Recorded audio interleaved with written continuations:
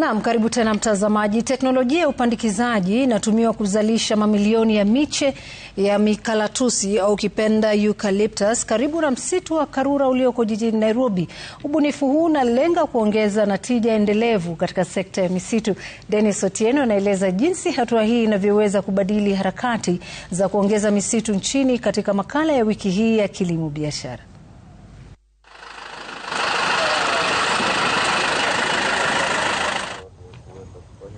Kwenye ukingo wa msitu wa Karura, ukuzaji wa miti unashika kasi.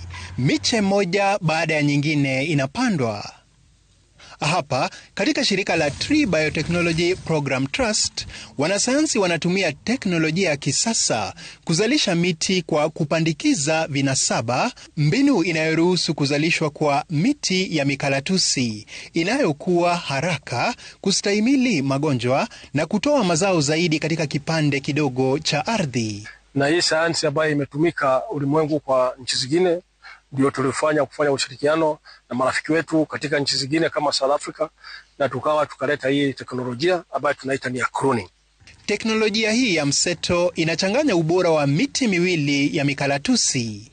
Lakini Grandis peke yake inakuzwa kule kwenye mvua kubwa, kule sehemu ambayo zinapata mvua nyingi, na hii Camaldurensis inakuzwa sana sehemu ambayo inapata mvua kwa uchache.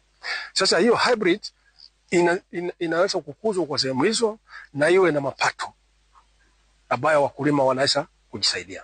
Zaidi ya miche milioni 60 ya miti imezalishwa katika kituo hiki na kusambazwa kwa wakulima, shule na miradi ya misitu nchini. Ndani ya kitalu hiki cha kisasa, miche inakuzwa katika mazingira yaliyodhibitiwa ili kuhakikisha mizizi imara na ukuzaji wa kiwango sawa. Huwa tunazifanyia usafi, kutoa zile branches ambazo ni hazitakikani, kuongezea mbolea kidogo na kuweka maji, kwa sababu zinafaa zikae hapa kwa tangu zifanywe production kwa muda wa miezi 4. Alafu inamaanisha ziko tayari kutolewa nje ziende kupandwa ama kuuzwa.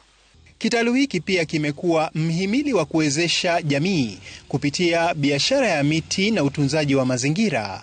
Women have green fingers, and that is why you can see even the percentage of the people we are working with, most of them are women, because they love what they do. And also the planters, the women planters. Kenya inapoteza zaidi ya hekta 50,000 za misitu kila mwaka. Lakini miradi kama hii inaweza kulisaidia taifa kuwafikia lengo lake la kupanda miti bilioni 15 kufikia mwaka 2033. Dennis Otieno, Runinga ya Citizen.